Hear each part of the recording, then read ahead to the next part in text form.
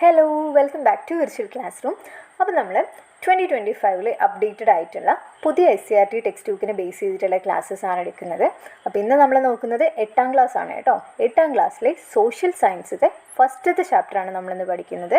ഈ വർഷം നമുക്ക് 2025 ടെക്സ്റ്റ് ബുക്കുകൾ ചേഞ്ച് ആയിട്ടുണ്ട്. ക്ലാസ് 6, 8, 10 ക്ലാസ്സുകളിലെ ടെക്സ്റ്റ് ബുക്ക് ചേഞ്ച് ആയിട്ടുണ്ട് കേട്ടോ. അപ്പോൾ അതിനെ ബേസ് ചെയ്തിട്ടുള്ള ക്ലാസ്സസ് നമ്മൾ അപ്ലോഡ് ചെയ്യുന്നുണ്ട്, സോഷ്യൽ സയൻസും ബേസിക് സയൻസും. അപ്പോൾ നിങ്ങൾക്ക് ആവശ്യമുണ്ടെങ്കിൽ ബാക്കി ക്ലാസ്സസും കണ്ടുപഠിക്കുക. 2025 അപ്ഡേറ്റഡ് ആയിട്ടുള്ള ടെക്സ്റ്റ് ബുക്കാണ് കേട്ടോ ഇത്. അപ്പോൾ നമ്മൾ സോഷ്യൽ സയൻസത്തെ ഫസ്റ്റത്തെ ചാപ്റ്ററാണ് ഇന്ന് പഠിക്കുന്നത്. ടോട്ടൽ നമുക്ക് ഈ ഒരു ഫസ്റ്റ് പാർട്ടിൽ 7 ചാപ്റ്റേഴ്സാണ് ഉള്ളത്. ഫസ്റ്റത്തെ ചാപ്റ്റർ അധിനിവേശവും ചെറുത്തുനിൽപ്പും എന്ന് പറഞ്ഞിട്ട് നമ്മുടെ ഹിസ്റ്ററിയിൽ PSCക്കൊക്കെ ആണെങ്കിൽ ഹിസ്റ്ററിയിൽ വരുന്ന ചാപ്റ്ററാണ്. അതിൽ വരുന്ന ടോപ്പിക്കുകളൊക്കെയാണ് ഇതിലുള്ളത്. നമുക്ക് ജസ്റ്റ് ഒരു കഥ വായിക്കുന്നത് പോലെ വായിച്ചു പോകാവുന്നതേ ഉള്ളൂ. നമുക്ക് വായിക്കുമ്പോൾ തന്നെ മനസ്സിലാവുന്ന കണ്ടൻറ്റുകളൊക്കെ ഉള്ളൂ. പക്ഷേ ഇമ്പോർട്ടൻ്റ് ആയിട്ടുള്ള കുറേ പോയിൻറ്റുകൾ ഇവിടെ പറയുന്നുണ്ട്. അപ്പം ശ്രദ്ധിച്ചിരിക്കുക. സ്കൂൾ സ്റ്റുഡൻസ് ആണെങ്കിലും PSC ആസ്പിറൻസ് ആണെങ്കിലും രണ്ടുപേർക്കും യൂസ്ഫുൾ ആവുന്ന രീതിയിലായിരിക്കും പറയുന്നുണ്ടായിരിക്കാം. അപ്പം പോയിൻറ്റുകളൊക്കെ ഒന്ന് നോട്ട് ചെയ്ത് വെക്കുക കേട്ടോ. ഇമ്പോർട്ടൻ്റ് ആയിട്ടുള്ള ഇയേഴ്സും കാര്യങ്ങളൊക്കെ ഒന്ന് നോട്ട് ചെയ്ത് വെക്കുക. അപ്പോൾ നമുക്ക് തുടങ്ങാം. ഫസ്റ്റ് തന്നെ അവിടെ കൊടുത്തിട്ടുള്ളൊരു വിവരണമുണ്ട്, ജസ്റ്റ് ഒന്ന് വായിക്കാം. ഇംഗ്ലീഷ് ഈസ്റ്റ് ഇന്ത്യ കമ്പനി അതിൻ്റെ ആദ്യത്തെ കപ്പൽ വ്യൂഹം ഈസ്റ്റ് ഇൻഡീസിലേക്ക് അയക്കുന്നത് 1601 ഏപ്രിലിലായിരുന്നു. 18 മാസങ്ങൾക്കു ശേഷം അസെൻഷൻ, ഡ്രാഗൺ, ഹെക്ടർ, സൂസൻ എന്നീ 4 കപ്പലുകൾ സുമാത്രയിൽ നിന്നും ജാവയിൽ നിന്നും കുരുമുളകും മറ്റുൽപ്പന്നങ്ങളുമായി മടങ്ങിയെത്തി. ഈ വിജയത്തെ തുടർന്ന് ഇതേ കപ്പലുകൾ ലണ്ടനിൽ നിന്ന് 1604 മാർച്ചിൽ 2ാം ദൗത്യം ആരംഭിച്ചു. മടക്ക യാത്രയിൽ ഹെക്ടറും സൂസനും ആദ്യം പുറപ്പെട്ടു. പക്ഷേ സൂസൻ കടലിൽ വെച്ച് തകർന്നു. പിന്നാലെ വന്ന അസെൻഷനും ഡ്രാഗണും ഹെക്ടറിനെ രക്ഷിക്കുമ്പോഴേക്കും കടലിൽ ഉയറി നടക്കുകയായിരുന്ന ആ കപ്പലിലെ മിക്ക നാവികരും മരണപ്പെട്ടിരുന്നു. 1606 മെയ് മാസത്തിൽ കുരുമുളകും ഗ്രാമ്പുവും ജാതിക്കയും നിറച്ച കപ്പലുകൾ ഇംഗ്ലണ്ടിലെത്തി. കമ്പനിയുടെ ലാഭം മുടക്കുമുതലിൻ്റെ 95%. ഇത് ഒരു capitalism A very short introduction എന്ന് പറഞ്ഞിട്ടുള്ള ബുക്കിൽ നിന്നുള്ള ജസ്റ്റ് ഒരു വിവരണമാണ്. നമുക്ക് ആ ഒരു അന്നത്തെ ഒരു സിനാരിയോ മനസ്സിലാവാൻ വേണ്ടിയിട്ടാണ് എന്താ പറയുന്നത് നോക്കാം.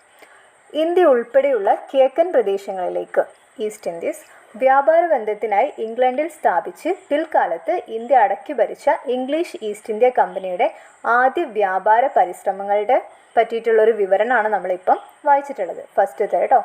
ഇത്രയും ബുദ്ധിമുട്ടേറിയ വ്യാപാരത്തിന് ഇംഗ്ലീഷ് ഈസ്റ്റ് ഇന്ത്യ കമ്പനിയെ പ്രേരിപ്പിച്ചത് എന്തെന്നാണ് നമ്മൾ ഇനി നോക്കാൻ പോകുന്നത്. പ്രാചീന കാലം മുതൽ യൂറോപ്യർക്ക് ലോകത്തിൻ്റെ ഇതര ഭാഗങ്ങളുമായി വ്യാപാര ബന്ധം ഉണ്ടായിരുന്നു. ഇതിൽ ഏഷ്യയും ഉൾപ്പെട്ടിരുന്നു. ഈ ബന്ധങ്ങൾ 15ാം നൂറ്റാണ്ടിൻ്റെ അവസാനത്തോടെ യൂറോപ്പിൽ നിന്ന് കിഴക്കു ദിശയിലേക്കുള്ള ഒരു സമുദ്രപാത കണ്ടെത്തുന്നതിലേക്ക് നയിച്ചു. ഇതിനു കാരണമായ പ്രധാന ഘടകങ്ങൾ താഴെ പറയുന്നവയാണ്. എന്തൊക്കെയാണ് കാരണം എന്നുള്ളത് നോക്കാം. യൂറോപ്യർ കപ്പൽ നിർമ്മാണത്തിലും കപ്പൽ യാത്രയിലും കൈവരിച്ച സാങ്കേതിക പുരോഗതി, ഭൂമിശാസ്ത്ര പരിജ്ഞാനത്തിലുണ്ടായ വളർച്ച, ദിശ കണ്ടെത്താൻ സഹായിക്കുന്ന കോമ്പസ്, ഭൂപട നിർമ്മാണം എന്നിവയിലുണ്ടായ പുരോഗതി, പുതിയ പ്രദേശങ്ങളെയും അവിടുത്തെ സമ്പത്തിനെയും കുറിച്ച് സഞ്ചാരികളുടെ യാത്രാ വിവരണങ്ങൾ പകർന്ന അറിവ്, യൂറോപ്പിൽ കുരുമുളകടക്കമുള്ള ഏഷ്യൻ ഉൽപ്പന്നങ്ങൾക്കുണ്ടായ കച്ചവട സാധ്യത, തുർക്കികൾ കോൺസ്റ്റാന്റിനോപ്പിൾ പിടിച്ചടക്കിയത്. ഇതൊക്കെയാണ് അങ്ങനെ യൂറോപ്യന്മാർ ഇവിടേക്കൊരു സമുദ്രപാത കണ്ടെത്തുന്നതിലേക്ക് നയിച്ചിട്ടുള്ള പ്രധാനപ്പെട്ട കാരണങ്ങൾ. എന്തൊക്കെയാണ്? യൂറോപ്യർക്ക് കപ്പൽ നിർമ്മാണത്തിലും കപ്പൽ യാത്രയിലും കൈവരിച്ച പുരോഗതി, ഭൂമിശാസ്ത്ര പരിജ്ഞാനത്തിലുണ്ടായ വളർച്ച, ദിശ കണ്ടെത്താൻ സഹായിക്കുന്ന കോമ്പസ്, ഭൂപട നിർമ്മാണം എന്നിവയിലൊക്കെ ഉണ്ടായിട്ടുള്ള പുരോഗതി, പുതിയ പ്രദേശങ്ങളെയും അവിടുത്തെ സമ്പത്തിനെയും കുറിച്ച് സഞ്ചാരികൾ യാത്രാ വിവരണങ്ങളിലൂടെ നൽകിയിട്ടുള്ള ഇൻഫർമേഷൻസ്, യൂറോപ്പിൽ കുരുമുളകടക്കമുള്ള നമ്മുടെ ഇവിടുത്തെ ഉൽപ്പന്നങ്ങൾക്കുണ്ടായിരുന്ന കച്ചവട സാധ്യത, പിന്നെ അതേപോലെ തുർക്കികൾ കോൺസ്റ്റാന്റിനോപ്പിൾ പിടിച്ചടക്കിയത്. എന്താണ് ഈ കോൺസ്റ്റാന്റിനോപ്പിൾ? അത് നമുക്കിവിടെ കൊടുത്തിട്ടുണ്ട്, നോക്കാം. യൂറോപ്പിനും ഏഷ്യയ്ക്കും ഇടയിലുള്ള ഒരു പ്രധാന കേന്ദ്രമായിരുന്നു കോൺസ്റ്റാന്റിനോപ്പിൾ. യൂറോപ്പിനും ഏഷ്യയ്ക്കും ഇടയിലുള്ള ഒരു പ്രധാന കേന്ദ്രമാണ് ഇത് കോൺസ്റ്റാന്റിനോപ്പിൾ എന്ന് പറയുന്നത്. ഇതുവഴിയാണ് യൂറോപ്പും ഏഷ്യയും തമ്മിൽ കരമാർഗം വ്യാപാര ബന്ധത്തിൽ ഏർപ്പെട്ടിരുന്നത്. അത് പിടിച്ചടക്കിയതിന് ശേഷമാണ് ഈ ഒരു സമുദ്രപാത അവർ നിർമ്മിച്ചിട്ടുള്ളത് കേട്ടോ. 1453 തുർക്കികൾ ഇവിടം പിടിച്ചടക്കുകയും ഇതുവഴിയുള്ള യൂറോപ്യരുടെ വ്യാപാരം തടയുകയും ചെയ്തു. ആ ഇയർ ഒന്ന് നോട്ട് ചെയ്ത് വെക്കുന്നത് നല്ലതായിരിക്കും. തുർക്കികൾ കോൺസ്റ്റാന്റിനോപ്പിൾ പിടിച്ചടക്കിയ വർഷം ഏതാണ്? 1453 കേട്ടോ. PSCക്ക് ഇമ്പോർട്ടൻ്റ് ആണ്, നോട്ട് ചെയ്ത് വെക്കാം. തുടർന്ന് പുതിയ പാത കണ്ടെത്തുന്നതിന് യൂറോപ്യർ നിർബന്ധിതരായി. അപ്പം യൂറോപ്പിനും ഏഷ്യയ്ക്കും ഇടയിലുള്ളൊരു പ്രധാനപ്പെട്ട കേന്ദ്രമായിരുന്നു ഇത് കോൺസ്റ്റാന്റിനോപ്പിൾ എന്ന് പറയുന്നത്. യൂറോപ്പും ഏഷ്യയും തമ്മിലുള്ള കരമാർഗമുള്ള വ്യാപാരമൊക്കെ നടന്നിരുന്നത് അതിലൂടെയായിരുന്നു. 1453 തുർക്കികൾ കോൺസ്റ്റാന്റിനോപ്പിൾ പിടിച്ചടക്കിയിട്ടുള്ളത്. പോർച്ചുഗീസുകാരായിരുന്നു കടൽ മാർഗം ഇന്ത്യയിൽ എത്തിച്ചേർന്ന ആദ്യ യൂറോപ്യർ. വാസ്കോഡ ഗാമയാണ് കടൽ മാർഗം ഇന്ത്യയിലെത്തിയ ആദ്യ പോർച്ചുഗീസുകാർ. ഈ 2 പോയിന്റും ഇമ്പോർട്ടൻ്റ് ആണ്. PSCക്കൊക്കെ പ്രീവിയസ് ഇയർ ഒരുപാട് ചോദിച്ചിട്ടുള്ള ക്വസ്റ്റ്യൻ ആണ്, നോട്ട് ചെയ്ത് പഠിക്കുക കേട്ടോ. പോർച്ചുഗീസുകാരായിരുന്നു കടൽ മാർഗം ഇന്ത്യയിൽ എത്തിച്ചേർന്ന ആദ്യത്തെ യൂറോപ്യർ. അതേപോലെ ആദ്യത്തെ പോർച്ചുഗീസുകാരൻ, കടൽ മാർഗം ഇന്ത്യയിലെത്തിയ ആദ്യ പോർച്ചുഗീസുകാരനാണ് വാസ്കോഡ ഗാമ. പോർച്ചുഗീസുകാരുടെ ഇന്ത്യയിലേക്കുള്ള യാത്ര. 1498 കോഴിക്കോടിന് സമീപമുള്ള കാപ്പാട് എന്ന സ്ഥലത്താണ് വാസ്കോഡ ഗാമ എത്തിച്ചേർന്നത്. അദ്ദേഹത്തിൻ്റെ വരവ് ഇന്ത്യയിലെ യൂറോപ്യൻ ആധിപത്യത്തിന് വഴി തുറന്നു. അക്കാലത്ത് കോഴിക്കോട് ഭരിച്ചിരുന്നത് സാമൂതിരി രാജവംശമായിരുന്നു. അറബികളായിരുന്നു കോഴിക്കോടുമായുള്ള വിദേശ വ്യാപാരം നിയന്ത്രിച്ചിരുന്നത്. അവരെ പുറത്താക്കി പോർച്ചുഗീസുകാർക്ക് വ്യാപാരാനുമതി നൽകണമെന്നുള്ള ഗാമയുടെ ആവശ്യം സാമൂതിരി അംഗീകരിച്ചില്ല. ഇതേ തുടർന്ന് ഗാമ കണ്ണൂരിലെ കോലത്തിരി രാജാവിൽ നിന്ന് വ്യാപാരാനുമതി നേടിയെടുത്തു. കുരുമുളക് ഉൾപ്പെടെയുള്ള ഉൽപ്പന്നങ്ങൾ ശേഖരിച്ച് അദ്ദേഹം പോർച്ചുഗലിലേക്ക് മടങ്ങി. തൻ്റെ യാത്രയ്ക്ക് ചെലവായ തുകയുടെ 60 ഇരട്ടിയിലധികം മൂല്യമുള്ള ചരക്കുകളുമായാണ് ഗാമ ഇന്ത്യയിൽ നിന്ന് മടങ്ങിയത്. 1498 കോഴിക്കോട് കാപ്പാട് എന്ന സ്ഥലത്ത് വാസ്കോഡ ഗാമ എത്തിച്ചേർന്നത് കേട്ടോ. ഇമ്പോർട്ടൻ്റ് ആണ്, പഠിച്ചു വയ്ക്കണം. 1498 വാസ്കോഡ ഗാമ ഇന്ത്യയിൽ എത്തിച്ചേർന്നത്. അന്ന് നമ്മുടെ കോഴിക്കോട് ഭരിച്ചിരുന്നത് ആരായിരുന്നു? സാമൂതിരി രാജവംശമായിരുന്നു. അന്ന് വിദേശ വ്യാപാരങ്ങളൊക്കെ നിയന്ത്രിച്ചിരുന്നത് അറബികളുമായിരുന്നു. അപ്പോൾ അവരെ പുറത്താക്കിയിട്ട് പോർച്ചുഗീസുകാർക്ക് വ്യാപാരാനുമതി നൽകണം എന്നതായിരുന്നു ഗാമയുടെ ആവശ്യം. പക്ഷേ എന്ത് ചെയ്തില്ല, അത് സാമൂതിരി അംഗീകരിച്ചില്ല. അങ്ങനെ ഇവർ കണ്ണൂരിലെത്തിയിട്ട് കോലത്തിരി രാജാവിൽ നിന്ന് വ്യാപാരത്തിനുള്ള അനുമതി നേടിയെടുത്തു. അങ്ങനെ കുരുമുളക് ഉൾപ്പെടെയുള്ള ഉൽപ്പന്നങ്ങളും ശേഖരിച്ചിട്ടാണ് അവർ എന്ത് ചെയ്ത് പോർച്ചുഗലിലേക്ക് തിരിച്ചു പോയത്. അപ്പോൾ അവർക്ക് യാത്രയ്ക്ക് ചിലവായ തുകയുടെ 60 ഇരട്ടിയോളം മൂല്യമുള്ള സാധനങ്ങളുമായിട്ടാണ് അവരിവിടുന്ന് പോയിട്ടുള്ളത് കേട്ടോ. ഇനി ഗാമയുടെ കപ്പലുകൾ എന്ന് പറഞ്ഞിട്ട് ഏതൊക്കെയാണ് അവിടെ കൊടുത്തിട്ടുണ്ട് നോക്കാം. Sao Gabriel, Sao Rafael, Berrio എന്നീ 3 കപ്പലുകളിലാണ് ഗാമയും സംഘവും ഇന്ത്യയിൽ എത്തിച്ചേർന്നത്. ഗാമയുടെ യാത്രയിലൂടെ ഉണ്ടായ ലാഭം ഇന്ത്യയിലേക്ക് വീണ്ടും കച്ചവട യാത്രകൾ നടത്തുവാൻ പോർച്ചുഗീസുകാരെ പ്രേരിപ്പിച്ചു. സാമൂതിരി പോർച്ചുഗീസുകാർക്ക് വ്യാപാര കുത്തക നൽകിയില്ല. തന്മൂലം സാമൂതിരിക്കും പോർച്ചുഗീസുകാർക്കുമിടയിൽ സംഘർഷങ്ങൾ ഉടലെടുത്തു. പോർച്ചുഗീസുകാർക്ക് ശക്തമായ എതിർപ്പ് നേരിടേണ്ടി വന്നത് സാമൂതിരിയുടെ നാവിക തലവന്മാരായിരുന്ന കുഞ്ഞാലി മരയ്ക്കാർമാരിൽ നിന്നായിരുന്നു. കുഞ്ഞാലി മരയ്ക്കാർമാരുടെ കാലശേഷം പോർച്ചുഗീസുകാർക്ക് ഇന്ത്യയിൽ നിന്ന് കാര്യമായ ഭീഷണി ഉണ്ടായില്ല. അപ്പോൾ ഫസ്റ്റത്തെ യാത്രയിൽ ഉണ്ടായ അവരുടെ ലാഭം വെച്ചിട്ട് എന്ത് ചെയ്തു, അവർ പിന്നെയും ഇന്ത്യയിലേക്ക് യാത്രകൾ നടത്താൻ വേണ്ടിയിട്ട് തുടങ്ങി. അപ്പം പക്ഷേ ആരും സമ്മതിച്ചില്ല. ഈ സാമൂതിരി രാജാവ് എന്ത് ചെയ്തില്ല, അതിനൊന്നും ഇവർക്ക് വ്യാപാര കുത്തകയൊന്നും നൽകിയിട്ടുണ്ടായിരുന്നില്ല. അങ്ങനെ ഇവർ തമ്മിൽ എന്തായി, സംഘർഷങ്ങൾ ഉണ്ടാവാൻ തുടങ്ങി. സാമൂതിരിയുടെ അന്നത്തെ നാവിക തലവന്മാരായിരുന്നു ആരെ, കുഞ്ഞാലി മരയ്ക്കാർ എന്ന് പറയുന്നത്.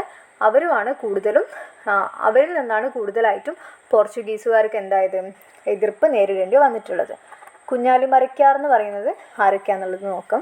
പോർച്ചുഗീസുകാരുടെ ആക്രമണങ്ങളെ ചെറുത്ത് സാമൂതിരിയെയും പശ്ചിമ തീരപ്രദേശങ്ങളെയും സംരക്ഷിച്ചിരുന്നത് കുഞ്ഞാലി മരയ്ക്കാർമാരാണ്. കുഞ്ഞാലി മരയ്ക്കാർ എന്നത് ഒരു സ്ഥാനപ്പേരായിരുന്നു. 4 പേരാണ് വ്യത്യസ്ത കാലങ്ങളിൽ ഈ സ്ഥാനം അലങ്കരിച്ചിരുന്നത്. പോർച്ചുഗീസുകാരെ പരാജയപ്പെടുത്തി ചാലിയം കോട്ട പിടിച്ചെടുത്തത് കുഞ്ഞാലി 3-മനായിരുന്നു. കുഞ്ഞാലി 4-മനെ പോർച്ചുഗീസുകാർ ഗോവയിൽ വെച്ച് വധിച്ചു. കുഞ്ഞാലിമാരുടെ പതനത്തോടെ സാമൂതിരിയുടെ അധപതനവും ആരംഭിച്ചു. അപ്പോൾ സാമൂതിരിക്ക് വേണ്ടിയിട്ട് ഈ ഒരു പോർച്ചുഗീസുകാരുമായിട്ട് സംഘർഷങ്ങളിലൊക്കെ ഏർപ്പെട്ടിരുന്നത് ആരാണ്? കുഞ്ഞാലി മരയ്ക്കാർമാരായിരുന്നു. അങ്ങനെ അവരുടെ പരാജയത്തിന് ശേഷമാണ്, കുഞ്ഞാലി മരയ്ക്കാർമാരുടെ പതനത്തിന് ശേഷമാണ് സാമൂതിരിയുടെയും അധപതനം ഉണ്ടായിട്ടുള്ളത്. ഇനി പോർച്ചുഗീസുകാരുടെ വരവ് ഇന്ത്യയിൽ സൃഷ്ടിച്ച ഫലങ്ങൾ എന്തൊക്കെയാണെന്ന് പറയുന്നുണ്ട്. ഈ ചിത്രത്തിൽ കാണുന്ന ഐറ്റംസിൻ്റെ പേരൊക്കെ വന്നിട്ടുള്ളത് പോർച്ചുഗീസ് ഭാഷയിൽ നിന്നാണ് കേട്ടോ. മേശ, കസേര, അലമാര, ജനൽ, പേന ഇവയൊക്കെ ഇന്ത്യയും പോർച്ചുഗീസുകാരുമായുള്ള ബന്ധത്തിൻ്റെ സ്വാധീന ഫലമായി പോർച്ചുഗീസ് ഭാഷയിൽ നിന്നാണ് ഈ പദങ്ങൾ മലയാള ഭാഷയ്ക്ക് ലഭിച്ചിട്ടുള്ളത്. ഇപ്പം പറഞ്ഞ പേരുകളൊക്കെ. ഇനി കശുമാവ് അഥവാ പറങ്കിമാവ്, പപ്പായ, പേരയ്ക്ക, പൈനാപ്പിൾ തുടങ്ങിയവ പരിചയപ്പെടുത്തി. ആര്? പോർച്ചുഗീസുകാർ കേട്ടോ. അതും ഇമ്പോർട്ടൻ്റ് ആണ്, PSCക്ക് ചോദിക്കാറുണ്ട്. ഇവയൊക്കെ ഈ ഐറ്റംസൊക്കെ ഇവിടെ നിന്നാണ് വന്നിട്ടുള്ളത്, അല്ലെങ്കിൽ ഇന്ത്യയിലേക്ക് കൊണ്ടുവന്നിട്ടുള്ളത് ആരാണെന്നൊക്കെ. അപ്പം കശുമാവ്, പപ്പായ, പേരയ്ക്ക, പൈനാപ്പിൾ ഇവയൊക്കെ ഇന്ത്യക്ക് പരിചയപ്പെടുത്തിയത് ആരാണ്? പോർച്ചുഗീസുകാരാണ്. വേറെ എന്തൊക്കെയാണ് ചെയ്തിട്ടുള്ളത്? ഇന്ത്യയിലെ ആദ്യത്തെ യൂറോപ്യൻ കോട്ട, മാനുവൽ കോട്ട കൊച്ചിയിൽ സ്ഥാപിച്ചു. അതിൻ്റെ ഇമേജാണ് അവിടെ കൊടുത്തിട്ടുള്ളത്. മാനുവൽ കോട്ടയുടെ ഒരു ഭാഗമാണ് കേട്ടോ. ഇന്ത്യയിലെ ആദ്യത്തെ യൂറോപ്യൻ കോട്ട, മാനുവൽ കോട്ട കൊച്ചിയിൽ സ്ഥാപിച്ചു. കൊച്ചി, ഗോവ, ദാമൻ, ദിയു എന്നീ പ്രദേശങ്ങൾ പോർച്ചുഗീസ് ആധിപത്യത്തിന് കീഴിലായി. അച്ചടിവിദ്യ പ്രചരിപ്പിച്ചു. പോർച്ചുഗീസുകാരുടെ വേറൊരു സ്വാധീന ഫലമായിട്ടുണ്ടായിട്ടുള്ളൊരു കാര്യമാണ്, ഇമ്പോർട്ടൻ്റ് ആണ്. അച്ചടിവിദ്യ പ്രചരിപ്പിച്ചത് പോർച്ചുഗീസുകാരാണ്. ചവിട്ടുനാടകം, മാർഗം കളി തുടങ്ങിയ കലാരൂപങ്ങൾ പ്രചരിപ്പിച്ചു. യൂറോപ്യൻ ശൈലിയിലുള്ള കെട്ടിട നിർമ്മാണം ആരംഭിച്ചു. യൂറോപ്യൻ പടക്കോപ്പുകളും യുദ്ധമുറകളും അഭ്യസിപ്പിച്ചു. ക്രൈസ്തവ മതപഠന കേന്ദ്രങ്ങൾ ആരംഭിച്ചു. ഇപ്പോൾ ഒരു പോർച്ചുഗീസുകാർ ഇന്ത്യയിലേക്ക് വന്നതുകൊണ്ടുള്ള നമുക്കുണ്ടായിട്ടുള്ള കുറച്ച് ഗുണങ്ങളാണ് ഈ പറഞ്ഞത്. ആദ്യം നമ്മൾ ഇമേജിൽ കണ്ടിട്ടുള്ള ഐറ്റംസിൻ്റെയൊക്കെ പേരുകൾ വന്നിട്ടുള്ളത് യൂറോപ്യൻ ഭാഷയിൽ നിന്നാണ്. കസേര, മേശ, അലമാര, ജനൽ, പേന എന്നിവയൊക്കെ. പിന്നെ നമ്മൾ ഫ്രൂട്ട്സിൻ്റെ കാര്യങ്ങളൊക്കെ പറഞ്ഞിട്ടുണ്ടായിരുന്നു. ഏതൊക്കെയായിരുന്നു? കശുമാവ്, പപ്പായ, പേരയ്ക്ക, പൈനാപ്പിൾ ഇവയൊക്കെ പോർച്ചുഗീസുകാരാണ് ഇന്ത്യക്ക് പരിചയപ്പെടുത്തിയിട്ടുള്ളത്. പിന്നെ ആദ്യത്തെ യൂറോപ്യൻ കോട്ട കൊച്ചിയിൽ സ്ഥാപിച്ചു. പിന്നെന്താണ്? അച്ചടിവിദ്യ പ്രചരിപ്പിച്ചു. ചവിട്ടുനാടകം, മാർഗം കളി തുടങ്ങിയ കലാരൂപങ്ങളൊക്കെ പ്രചരിപ്പിച്ചു. പിന്നെ കെട്ടിട നിർമ്മാണത്തിനും ഒരു യൂറോപ്യൻ ശൈലി കൊണ്ടുവന്നു. യൂറോപ്യൻ പടക്കോപ്പുകളും യുദ്ധമുറകളും ഒക്കെ അഭ്യസിപ്പിച്ചു. ക്രൈസ്തവ മതപഠന കേന്ദ്രങ്ങളൊക്കെ ആരംഭിച്ചു. ഇതൊക്കെ ഇന്ത്യയിലുണ്ടായിട്ടുള്ള പോസിറ്റീവായിട്ടുള്ള കാര്യങ്ങളാണ് കേട്ടോ. ആദ്യം വ്യാപാരത്തിന് വേണ്ടിയിട്ട് ഇന്ത്യയിലേക്ക് എത്തിയത് പോർച്ചുഗീസുകാരാണെങ്കിലും അതിനുശേഷം രണ്ടാമതായിട്ട് വന്നവരാണ് ഡച്ചുകാർ. അത് നോക്കാം. പോർച്ചുഗീസുകാരെ തുടർന്ന് ഇന്ത്യയിലേക്ക് എത്തിച്ചേർന്ന യൂറോപ്യർ ഹോളണ്ടിൽ അഥവാ നെതർലാൻഡിൽ നിന്നുള്ളവരായിരുന്നു. ഡച്ചുകാർ എന്നാണ് ഇവർ അറിയപ്പെട്ടിരുന്നത്. നാഗപട്ടണം, ബറോച്ച്, അഹമ്മദാബാദ്, ചിൻസുര എന്നിവയായിരുന്നു ഡച്ചുകാരുടെ ഇന്ത്യയിലെ പ്രധാന വാണിജ്യ കേന്ദ്രങ്ങൾ. കച്ചവടാധിപത്യത്തിനായുള്ള മത്സരത്തിൽ ഡച്ചുകാർ പോർച്ചുഗീസുകാരെ പരാജയപ്പെടുത്തി. അപ്പം രണ്ടാമത് ഇന്ത്യയിലേക്ക് വന്നിട്ടുള്ള ആൾക്കാരാണ് ഡച്ചുകാർ എന്ന് പറയുന്നത്. അവരുടെ പ്രധാന വാണിജ്യ കേന്ദ്രങ്ങൾ, ഇന്ത്യയിലെ പ്രധാന വാണിജ്യ കേന്ദ്രങ്ങളാണ് നാഗപട്ടണം, ബറോച്ച്, അഹമ്മദാബാദ്, ചിൻസുര എന്നിവ. ഒന്ന് നോട്ട് ചെയ്യുക കേട്ടോ. പിന്നെ ഇവരെന്ത് ചെയ്തു? കച്ചവടാധിപത്യത്തിനായിട്ടുള്ള മത്സരത്തിൽ പോർച്ചുഗീസുകാരെ ഡച്ചുകാർ പരാജയപ്പെടുത്തിയിട്ടുണ്ട്. ഇനി നമ്മളൊരു യുദ്ധത്തെ പറ്റിയിട്ടാണ് നോക്കുന്നത്. കുളച്ചൽ യുദ്ധം എന്താണെന്നുള്ളത് നോക്കാം. 1741 കന്യാകുമാരിക്കടുത്തുള്ള കുളച്ചലിൽ വെച്ച് തിരുവിതാംകൂർ ഭരണാധികാരിയായിരുന്ന മാർത്താണ്ഡവർമ്മയും ഡച്ചുകാരും തമ്മിൽ ഏറ്റുമുട്ടി. ഇമ്പോർട്ടൻ്റ് ആണ്. ആരൊക്കെ തമ്മിലാണ് ഈ കുളച്ചൽ യുദ്ധം ഉണ്ടായിട്ടുള്ളത്? ആരൊക്കെ തമ്മിലാണ്? 1741 എവിടെ വെച്ചിട്ടാണ്? കന്യാകുമാരിക്കടുത്തുള്ള കുളച്ചലിൽ വെച്ച് തിരുവിതാംകൂർ ഭരണാധികാരിയായിരുന്ന മാർത്താണ്ഡവർമ്മയും ഡച്ചുകാരും തമ്മിലാണ് ഈ ഒരു യുദ്ധം നടക്കുന്നത്. ഈ യുദ്ധത്തിൽ പരാജയപ്പെട്ടതോടെ ഡച്ചുകാർക്ക് ഇന്ത്യയിലെ ആധിപത്യം നഷ്ടപ്പെട്ടു. ഒരു യൂറോപ്യൻ ശക്തി ഇന്ത്യൻ ഭരണാധികാരിയോട് പരാജയപ്പെട്ട ആദ്യത്തെ യുദ്ധമായിരുന്നു ഇത്. അപ്പോൾ ഇതിൽ ആരാണ് പരാജയപ്പെട്ടിട്ടുള്ളത്? ഡച്ചുകാർ പരാജയപ്പെട്ടു അല്ലേ? മാർത്താണ്ഡവർമ്മയാണ് ജയിച്ചിട്ടുണ്ടായിരുന്നത്.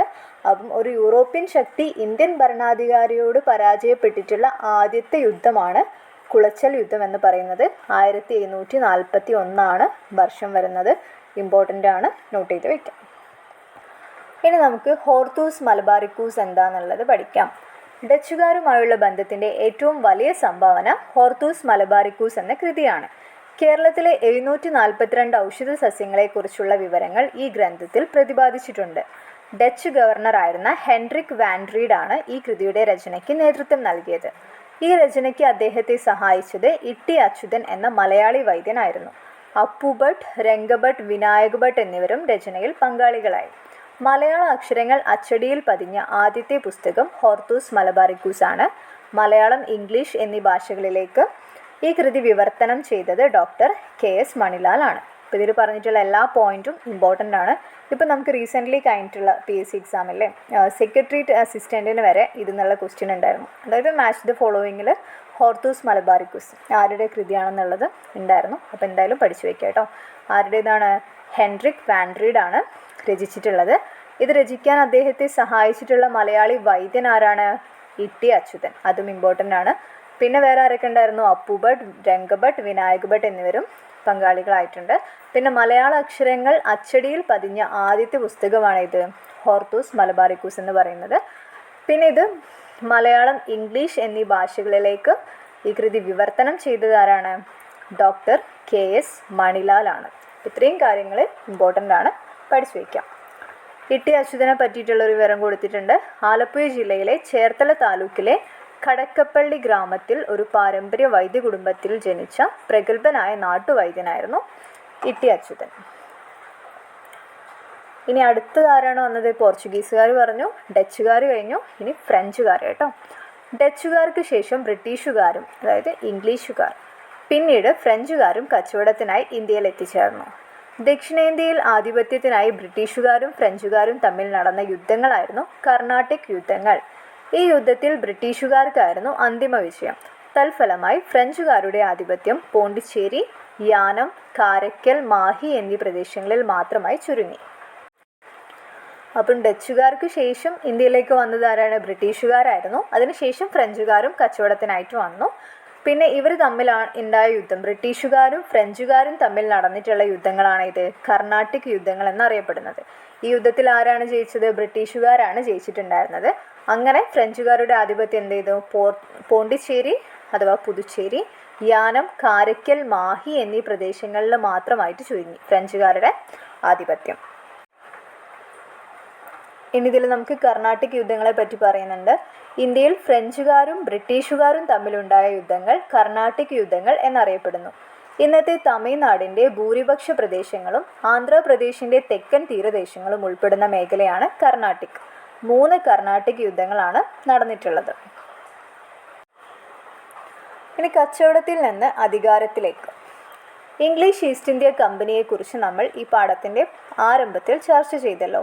ഏഷ്യയുമായുള്ള വ്യാപാര ബന്ധത്തിന് ബ്രിട്ടീഷുകാർ 1600 ഇംഗ്ലീഷ് ഈസ്റ്റ് ഇന്ത്യ കമ്പനി സ്ഥാപിച്ചത്. അതും ഇമ്പോർട്ടൻ്റ് ആണ്. ഇംഗ്ലീഷ് ഈസ്റ്റ് ഇന്ത്യ കമ്പനി സ്ഥാപിക്കപ്പെട്ട വർഷം 1600 കേട്ടോ. 1600 ഇംഗ്ലീഷ് ഈസ്റ്റ് ഇന്ത്യ കമ്പനി സ്ഥാപിച്ചത്. കമ്പനിയുടെ പ്രതിനിധി ക്യാപ്റ്റൻ വില്യം ഹോക്കിൻസ് അന്നത്തെ മുഗൾ ചക്രവർത്തി ജഹാംഗീറിൽ നിന്ന് അനുമതി നേടി ഗുജറാത്തിലെ സൂററ്റിൽ ഒരു കച്ചവട താവളം അഥവാ ഫാക്ടറി സ്ഥാപിച്ചു. അപ്പോൾ ആദ്യമായിട്ട് ഒരു കച്ചവട താവളം സ്ഥാപിച്ചിട്ടുള്ളത് എവിടെയാണ്? സൂററ്റിലാണ് കേട്ടോ, ഗുജറാത്തിലെ സൂററ്റ്. തുടർന്ന് ഇന്ത്യയുടെ വിവിധ ഭാഗങ്ങളിൽ കമ്പനി ഫാക്ടറികൾ ആരംഭിച്ചു. അതിനെ തുടർന്ന് മദ്രാസ്, ചെന്നൈ, ബോംബെ, മുംബൈ, കൊൽക്കത്ത എന്നീ പ്രദേശങ്ങളിൽ ആധിപത്യം നേടിക്കൊണ്ട് കമ്പനി അവിടങ്ങളിലെ ഭരണങ്ങളിൽ ഇടപെടാൻ തുടങ്ങി. അപ്പോൾ ആദ്യമായിട്ട് സ്ഥാപിച്ചത് സൂറത്തിലായിരുന്നു. പിന്നെ എന്ത് ചെയ്തു? വിവിധ ഭാഗങ്ങളിലായിട്ട് കമ്പനി ഫാക്ടറികൾ ആരംഭിച്ചു. എവിടേക്കാണ്? മദ്രാസ്, ബോംബെ, കൽക്കത്ത എന്നീ പ്രദേശങ്ങളിലൊക്കെ ആധിപത്യം നേടിക്കൊണ്ട് കമ്പനി അവിടങ്ങളിലെ ഭരണങ്ങളിലും കൂടെ ഇടപെടാനായിട്ട് തുടങ്ങി. ബ്രിട്ടീഷുകാർ ഇന്ത്യയിൽ രാഷ്ട്രീയ ആധിപത്യം സ്ഥാപിക്കുന്നത് 1757 പ്ലാസി യുദ്ധത്തിലൂടെയാണ്. ഇമ്പോർട്ടൻ്റ് ആണ്, പ്ലാസി യുദ്ധം 1757. ബംഗാളിലെ നവാബായിരുന്ന സിറാജുദ്ദൗളയെ റോബർട്ട് ക്ലൈവിൻ്റെ നേതൃത്വത്തിലുള്ള ഈസ്റ്റ് ഇന്ത്യ കമ്പനിയുടെ സൈന്യം ഈ യുദ്ധത്തിൽ പരാജയപ്പെടുത്തി. അപ്പോൾ ആരൊക്കെ തമ്മിലായിരുന്നു യുദ്ധം ഉണ്ടായിരുന്നത്? പ്ലാസി യുദ്ധം. ബംഗാളിലെ നവാബായിരുന്ന സിറാജുദ്ദൗളയും പിന്നെ ഈസ്റ്റ് ഇന്ത്യ കമ്പനിയുടെ റോബർട്ട് ക്ലൈവും തമ്മിലായിരുന്നു ഈ ഒരു യുദ്ധം ഉണ്ടായിട്ടുണ്ടായിരുന്നത്. അതിലാരാണ് ജയിച്ചത്? റോബർട്ട് ക്ലൈവ് ആണല്ലേ ജയിച്ചത്. സിറാജുദ്ദൗളയെ പരാജയപ്പെടുത്തുകയാണ് ചെയ്തത്. ബംഗാളിൻ്റെ ഭരണം പിടിച്ചെടുത്തത് ബ്രിട്ടീഷുകാർക്ക് ഇന്ത്യയിലെ മറ്റ് പ്രദേശങ്ങൾ തങ്ങളുടെ അധീനതയിൽ കൊണ്ടുവരാൻ സഹായകമായി. കാർഷിക സമ്പന്നമായ ബംഗാളിൻ്റെ ഭൂനികുതി കൊണ്ട് ബ്രിട്ടീഷുകാർ സൈനിക ശക്തി മെച്ചപ്പെടുത്തുകയും രാജ്യത്തിൻ്റെ ബാക്കി ഭാഗങ്ങൾ കീഴടക്കാനുള്ള പണം സ്വരൂപിക്കുകയും ചെയ്തു. 1764 ബക്സാർ എന്ന സ്ഥലത്ത് വെച്ചുണ്ടായ യുദ്ധത്തോടെ ബീഹാർ, ബംഗാൾ, ഒറീസ എന്നീ പ്രവിശ്യകളിലെ നികുതി പിരിക്കാനുള്ള അവകാശം കമ്പനി സ്വന്തമാക്കി. പിന്നെ അടുത്ത യുദ്ധമാണ് പറയുന്നത് 1764 ബക്സാർ യുദ്ധം. അതായത് ബക്സാർ എന്ന സ്ഥലത്ത് വെച്ചിട്ടുണ്ടായ യുദ്ധമാണ്. അതിൽ ജയിച്ചതോടുകൂടി എന്തായി? അവർക്ക് ബീഹാർ, ബംഗാൾ, ഒറീസ എന്നീ പ്രവിശ്യകളിൽ നികുതി പിരിക്കാനുള്ള അവകാശവും ഈ ഈസ്റ്റ് ഇന്ത്യ കമ്പനിക്ക് കിട്ടി. അതോടെ ഇന്ത്യയിൽ ഈസ്റ്റ് ഇന്ത്യ കമ്പനിയുടെ ഭരണ സാന്നിധ്യം ശക്തമായി. മുഗൾ ഭരണാധികാരിയായിരുന്ന ഷാ ആലം രണ്ടാമൻ, അവധിലെ നവാബായിരുന്ന ഷുജൗദ്ദൗള, ബംഗാളിലെ നവാബായിരുന്ന മിർ കാസിം എന്നിവരുടെ സംയുക്ത സൈന്യത്തെയാണ് ബ്രിട്ടീഷുകാർ ഈ യുദ്ധത്തിൽ പരാജയപ്പെടുത്തിയത്. ഏതിലാണ്? ബക്സാർ യുദ്ധത്തിൽ കേട്ടോ. അപ്പോൾ അവർ ആദ്യം 1757 പ്ലാസി യുദ്ധത്തിലൂടെ എന്ത് ചെയ്തു? ബംഗാളിലെ ഭരണം അവർ പിടിച്ചെടുത്തു. പിന്നെ 1764 ബക്സാർ യുദ്ധത്തിലൂടെ എവിടേക്കാണ്? ബീഹാർ, ബംഗാൾ, ഒറീസ ആ പ്രവിശ്യകളിലൊക്കെ നികുതി പിരിക്കാനുള്ള അധികാരം അവർ സ്വന്തമാക്കി. അങ്ങനെ അവരെന്ത് ചെയ്തു? കൂടുതൽ അവരുടെ ഭരണ സാന്നിധ്യം കൂടുതലാക്കാനായിട്ട് തുടങ്ങി. ഇനി അവിടെ സൈഡിൽ കൊടുത്തിട്ടുള്ള പോയിന്റും കൂടി ഒന്ന് വായിച്ചു നോക്കാം. 1639 മദ്രാസ് തുറമുഖത്തിൻ്റെ ചുങ്ക വരുമാനത്തിൻ്റെ പകുതി നൽകണമെന്ന ഉപാധിയോടെ പ്രാദേശിക രാജാവായ ദമർല വെങ്കടാദ്രി നായക ദീർഘകാലത്തേക്ക് മദ്രാസ് തുറമുഖം ബ്രിട്ടീഷുകാർക്ക് നൽകി. 1662 പോർച്ചുഗീസ് രാജകുമാരിയായ കാതറിനെ വിവാഹം ചെയ്തപ്പോൾ ബ്രിട്ടീഷ് രാജാവ് ചാൾസ് രണ്ടാമന് ഉപഹാരമായി ലഭിച്ച പ്രദേശമാണ് ബോംബെ. പിന്നീട് ഈ പ്രദേശം ഇംഗ്ലീഷ് ഈസ്റ്റ് ഇന്ത്യ കമ്പനിക്ക് കൈമാറി. 1698 സുതനദി, കാലിക്കട്ട, ഗോവിന്ദ്പൂർ എന്നീ 3 ഗ്രാമങ്ങൾക്ക് ചുറ്റും ബ്രിട്ടീഷുകാർ പണിത കോട്ടയാണ് വില്യം കോട്ട. ക്രമേണ ഈ പ്രദേശം പട്ടണമായി മാറി കൽക്കട്ട എന്ന പേരിൽ അറിയപ്പെട്ടു. എനിക്ക് 2000 പട്ടാളക്കാരെ അയച്ചു തരിക, ഞാൻ ഇന്ത്യയെ പിടിച്ചടക്കാം. ആരുടെ വാക്കുകളാണ്? റോബർട്ട് ക്ലൈവിൻ്റെ വാക്കുകളാണല്ലേ. ഇമ്പോർട്ടൻ്റ് ആണ്, ചോദിക്കാറുണ്ട് എക്സാമിന്. ആരുടെ വാക്കുകൾ? എനിക്ക് 2000 പട്ടാളക്കാരെ അയച്ചു തരിക, ഞാൻ ഇന്ത്യയെ പിടിച്ചടക്കാമെന്ന് പറഞ്ഞത് ആരാണ്? റോബർട്ട് ക്ലൈവ് ആണ്. ഇമ്പോർട്ടൻ്റ് ആണ്. ഇംഗ്ലീഷ് ഈസ്റ്റ് ഇന്ത്യ കമ്പനിയുടെ സൈനിക തലവനായിരുന്ന റോബർട്ട് ക്ലൈവിൻ്റെ വാക്കുകളാണ് ഇപ്പോൾ വായിച്ചിട്ടുള്ളത്. എന്തുകൊണ്ടായിരിക്കും അദ്ദേഹം അങ്ങനെ പറയാൻ കാരണം? എന്തൊക്കെയായിരിക്കും? ഇന്ത്യൻ നാട്ടുരാജ്യങ്ങൾക്കിടയിലെ അനൈക്യം അല്ലേ, ഐക്യത്തിലൊന്നുമല്ല അന്ന് നാട്ടുരാജ്യങ്ങൾ ഉണ്ടായിരുന്നത്.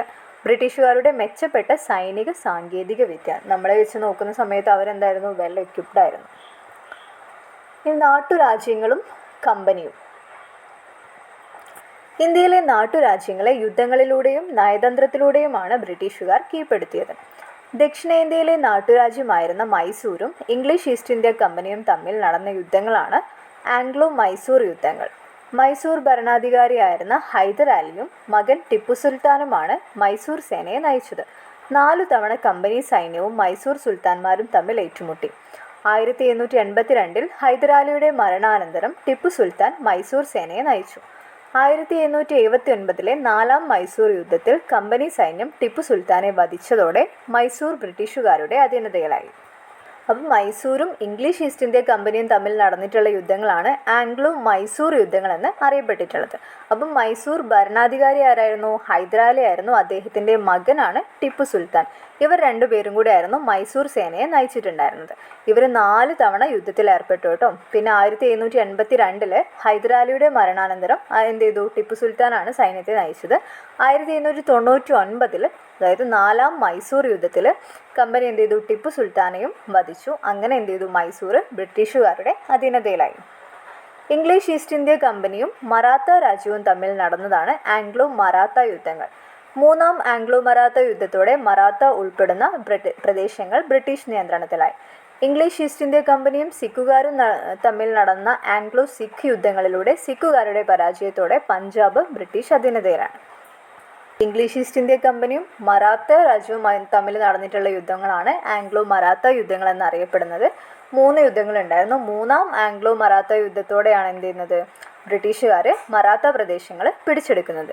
പിന്നെ ഇംഗ്ലീഷ് ഈസ്റ്റ് ഇന്ത്യ കമ്പനിയും സിഖുകാരും തമ്മിൽ നടന്ന യുദ്ധമാണ് ആംഗ്ലോ സിഖ് യുദ്ധങ്ങൾ എന്നറിയപ്പെടുന്നത്.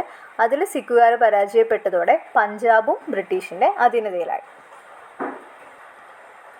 കീഴടക്കിയ പ്രദേശങ്ങളിൽ നിന്നും പരമാവധി സമ്പത്ത് കൈക്കലാക്കുകയായിരുന്നു ബ്രിട്ടീഷുകാരുടെ ലക്ഷ്യം. അതിനായി അവർ സ്വീകരിച്ച മാർഗങ്ങളാണ് കച്ചവടം, നികുതി പിരിവ്, യുദ്ധങ്ങൾ എന്നിവ. ബ്രിട്ടീഷുകാർ നടപ്പിലാക്കിയ നികുതി നയങ്ങൾ എന്തൊക്കെയാണെന്നുള്ളത് പഠിക്കാനുണ്ട്. ഇത് സൂപ്പർ ഇമ്പോർട്ടൻ്റ് ആണ്, പഠിച്ചു വെക്കണം കേട്ടോ. സ്കൂളിലേക്കാണെങ്കിലും PSCക്കാണെങ്കിലും ഇമ്പോർട്ടൻ്റ് ആണ്. ഏതൊക്കെയാണ് നികുതി നയങ്ങൾ ഉള്ളത് നോക്കാം. ഫസ്റ്റ് ഇതത് ശാശ്വത ഭൂനികുതി വ്യവസ്ഥ. ഇയർ പഠിച്ചു വെക്കണം. 1793 കേട്ടോ ശാശ്വത ഭൂനികുതി വ്യവസ്ഥ. നടപ്പിലാക്കിയ പ്രദേശങ്ങൾ ഏതൊക്കെയാണ്? ബംഗാൾ, ബീഹാർ, ഒറീസ എന്നിവിടങ്ങളിലാണ്. നടപ്പിലാക്കിയ വ്യക്തിയാണ് കോൺവാലിസ് പ്രഭു. അതിൻ്റെ പ്രത്യേകതകൾ എന്തൊക്കെയാണെന്ന് വെച്ചാൽ, ഭൂ ഉടമകളായിരുന്ന സെമീന്ദാർമാർ ബ്രിട്ടീഷുകാർക്ക് വേണ്ടി ഉയർന്ന നിരക്കിൽ നികുതി പിരിച്ചു. വിളവിലുള്ള ഏറ്റക്കുറച്ചിലുകൾ പരിഗണിക്കാതെ നിശ്ചിത തുക കർഷകർ നിർബന്ധമായും നികുതിയായി നൽകണമായിരുന്നു. അതാണ് ഇത് ശാശ്വത ഭൂനികുതി വ്യവസ്ഥ എന്ന് പറയുന്നത്. ബംഗാൾ, ബീഹാർ, ഒറീസ എന്നിവിടങ്ങളിൽ കോൺവാലിസ് പ്രഭുവാണ് നടപ്പിലാക്കിയത്. 1893 ആരാണ് നികുതി പിരിച്ചിട്ടുണ്ടായിരുന്നത്? ഈ ഭൂവുടമകളായിട്ടുള്ള സെമീന്ദാർമാരാണ് ആർക്ക് വേണ്ടിയിട്ട്? ബ്രിട്ടീഷുകാർക്ക് വേണ്ടിയിട്ട് ഉയർന്ന നിരക്കിൽ നികുതി പിരിച്ചത്. പിന്നെ വിളവിലുണ്ടാവുന്ന വ്യത്യാസത്തിനൊന്നും പരിഗണിക്കാതെ ഒരു നിശ്ചിത തുക, ഇപ്പോൾ ലാഭമാണെങ്കിലും നഷ്ടമാണെങ്കിലും ഒക്കെ എന്ത് ചെയ്യേണ്ടി വരും? കർഷകർ നികുതിയായിട്ട് അടയ്ക്കേണ്ടി വരും. പിന്നെ അടുത്തതാണ് റയട്ട്വാരി സമ്പ്രദായം. 1820 ദക്ഷിണേന്ത്യ ഡെക്കാനിലാണ് നടപ്പിലാക്കിയത്. തോമസ് മൺട്രോ, അലക്സാണ്ടർ റീഡ് എന്നിവരാണ് നടപ്പിലാക്കിയിട്ടുള്ള വ്യക്തികൾ. അതിൻ്റെ പ്രത്യേകത എന്തൊക്കെയാണെന്ന് വെച്ചാൽ കർഷകരെ ഭൂ ഉടമകളായി പരിഗണിച്ചു. ബ്രിട്ടീഷുകാർ കർഷകരിൽ നിന്ന് നേരിട്ട് നികുതി പിരിച്ചു. നികുതി നൽകുന്നതിൽ വീഴ്ച വരുത്തിയ കർഷകരുടെ ഭൂമി ബ്രിട്ടീഷുകാർ പിടിച്ചെടുത്തു. മറ്റേതിൽ എന്തായിരുന്നു? സമീന്ദാർമാരായിരുന്നു നികുതി പിരിച്ചിട്ടുണ്ടായിരുന്നത്. ഇതിലെന്താണ്? റയട്ട്വാരി സമ്പ്രദായത്തിൽ കർഷകരെ തന്നെ ഭൂ ഉടമകളാക്കിയിട്ട് പരിഗണിച്ചു. എന്നിട്ട് എന്ത് ചെയ്യും? ബ്രിട്ടീഷുകാർ കർഷകരിൽ നിന്ന് തന്നെ നേരിട്ട് നികുതി പിരിക്കാൻ തുടങ്ങി. ഇനി നികുതി നൽകാത്തവരുണ്ടാവില്ലേ, നികുതി അടയ്ക്കാൻ പറ്റാത്തവർ എന്ത് ചെയ്തു? അവരുടെയൊക്കെ ഭൂമി ബ്രിട്ടീഷുകാർ പിടിച്ചെടുക്കാനും തുടങ്ങി. അതാണ് റയട്ട്വാരി സമ്പ്രദായം. 1820 നടപ്പിലാക്കിയ പ്രദേശങ്ങൾ ദക്ഷിണേന്ത്യ, ഡെക്കാൻ. ആരാ നടപ്പിലാക്കിയത്? Thomas Munro, Alexander read. അടുത്ത ലാസ്റ്റ് വൺ ആണ് മഹൽവാരി സമ്പ്രദായം അഥവാ മഹൽവാരി സമ്പ്രദായം 1822 നടപ്പിലാക്കിയ പ്രദേശങ്ങൾ ഉത്തരേന്ത്യ, മധ്യേന്ത്യ, പഞ്ചാബ്. നടപ്പിലാക്കിയ വ്യക്തി ഹോൾട്ട് മക്കൻസി ആണ്. അതിൻ്റെ പ്രത്യേകത എന്താണെന്ന് വെച്ചാൽ ഗ്രാമത്തെ ഒരു യൂണിറ്റായി കണക്കാക്കി നികുതി പിരിച്ചു. നികുതിയിൽ വീഴ്ച വരുത്തുന്ന ഗ്രാമത്തെ ബ്രിട്ടീഷ് ഇന്ത്യയോട് ചേർത്തു. അതിലെന്താ ചെയ്യുന്നത്? ഒരു ഗ്രാമത്തെ ഒരു യൂണിറ്റ് ആക്കിയിട്ടാണ് നികുതി പിരിച്ചിട്ടുണ്ടായിരുന്നത്. നികുതി അടയ്ക്കുന്നതിൽ വീഴ്ച വരുത്തുന്ന ഗ്രാമത്തിന് എന്ത് ചെയ്യും? ബ്രിട്ടീഷ് ഇന്ത്യയോട് കൂട്ടിച്ചേർക്കുകയാണ് ചെയ്തിട്ടുള്ളത്. അപ്പോൾ ഈ 3 നികുതി സമ്പ്രദായങ്ങളും പഠിച്ചു വയ്ക്കുക. ശാശ്വത ഭൂനികുതി വ്യവസ്ഥ 1893, റയട്ട്വാരി സമ്പ്രദായം 1820, മഹൽവാരി സമ്പ്രദായം 1822. നടപ്പിലാക്കിയ പ്രദേശങ്ങളും നടപ്പിലാക്കിയ ആളും അതിൻ്റെ പ്രത്യേകതകൾ എന്തൊക്കെയാണെന്നുള്ളതും പഠിച്ചു വയ്ക്കണം കേട്ടോ. ബ്രിട്ടീഷുകാരുടെ നികുതി സമ്പ്രദായത്തിൻ്റെ ഫലമായി കൃഷിഭൂമി നഷ്ടപ്പെടാതിരിക്കുന്നതിന് വേണ്ടി പണമിടപാടുകാരിൽ നിന്ന് പണം കടം വാങ്ങാൻ കർഷകർ നിർബന്ധിതരായി. തന്മൂലം കർഷകർ കടക്കെണിയിലായി. ഇവരുടെ ഭൂമി പിടിച്ചെടുക്കാനുള്ള അധികാരം പണമിടപാടുകാർക്കുണ്ടായിരുന്നു. ബ്രിട്ടീഷുകാരുടെ പുതിയ നിയമവ്യവസ്ഥയും ഭൂനികുതി സമ്പ്രദായങ്ങളും പണമിടപാടുകാരെ പ്രോത്സാഹിപ്പിക്കുന്നതായിരുന്നു. ഭക്ഷ്യവിളകൾക്ക് പകരം ബ്രിട്ടീഷുകാർക്ക് ആവശ്യമായ നീലം, പരുത്തി തുടങ്ങിയ നാണ്യവിളകൾ കൃഷി ചെയ്യാൻ ബ്രിട്ടീഷുകാർ കർഷകരെ നിർബന്ധിച്ചു. നാണ്യവിളകളുടെ വ്യാപനം ഭക്ഷ്യവിളകൾ കുറയുന്നതിനും ഭക്ഷ്യക്ഷാമത്തിന് കാരണമാവുകയും ചെയ്തു. കാർഷിക മേഖലയിൽ വർദ്ധിച്ചു വന്ന ഈ വാണിജ്യവൽക്കരണം കർഷകരെ ചൂഷണം ചെയ്യാൻ പണമിടപാടുകാരെ സഹായിച്ചു. വിളവെടുത്തു കഴിഞ്ഞാൽ കർഷകർ കിട്ടുന്ന വിലയ്ക്ക് കാർഷികോൽപ്പന്നങ്ങൾ വിൽക്കേണ്ടതായിട്ട് വന്നു. അപ്പം അന്ന് അനുഭവിച്ചിട്ടുള്ള ആ പ്രശ്നങ്ങളാണ് പറയുന്നത്. ഇവരെന്ത് ചെയ്യും? ഈ നികുതി അടയ്ക്കാൻ വേണ്ടിയിട്ട് മണി ലെൻഡേഴ്സ് ഉണ്ടായിരിക്കില്ലേ, അവരുടെ അടുത്തുനിന്ന് പൈസ കടം വാങ്ങിക്കാനായിട്ട് തുടങ്ങി. ഈ കടം വാങ്ങിക്കുന്ന ആൾക്കാർക്ക് എന്താണ്? കടം തരുന്ന പണമിടപാടുകാർക്ക് ഇവരുടെ കൃഷിഭൂമി അടക്കം പിടിച്ചെടുക്കാനുള്ള അവകാശം ഉണ്ടായിരുന്നു.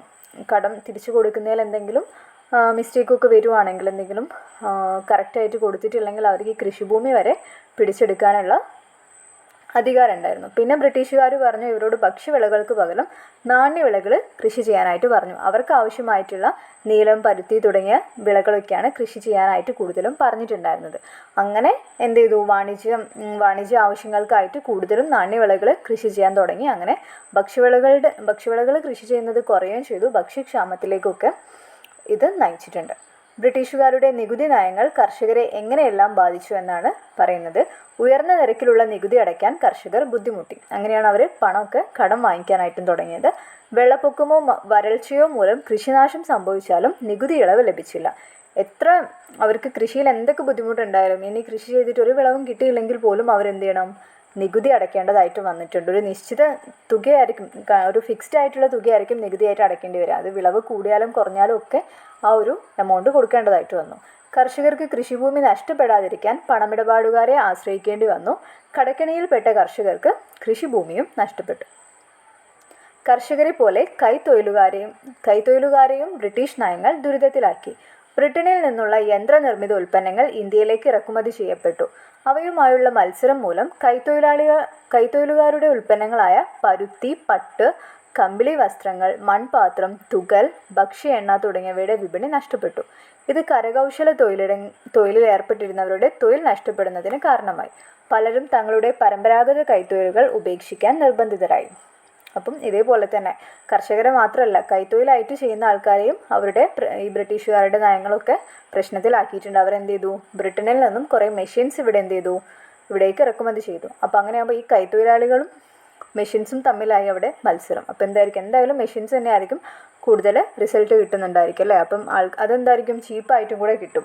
അങ്ങനെയാകുമ്പോൾ ആൾക്കാർ കൂടുതലും അതിനെ ഡിപ്പെൻഡ് ചെയ്യാൻ തുടങ്ങി. അങ്ങനെ ഇവരുടെ ഈ ഒരു മാർക്കറ്റ് ഉണ്ടാവില്ലേ, പരുത്തി, പട്ട്, കമ്പിളി അങ്ങനെയുള്ള വസ്ത്രങ്ങളുടേതും പിന്നെ മൺപാത്രം, തുകൽ, ഭക്ഷ്യ എണ്ണ അതിൻ്റെയൊക്കെ വിപണി നഷ്ടപ്പെട്ടു. അങ്ങനെ കരകൗശല തൊഴിലാളികളും എന്ത് ചെയ്തു, ദുരിതത്തിലായി. ഇത്രയാണ് നമ്മൾ അവരുടെ ബുദ്ധിമുട്ടുകളെ പറ്റി പറഞ്ഞത്.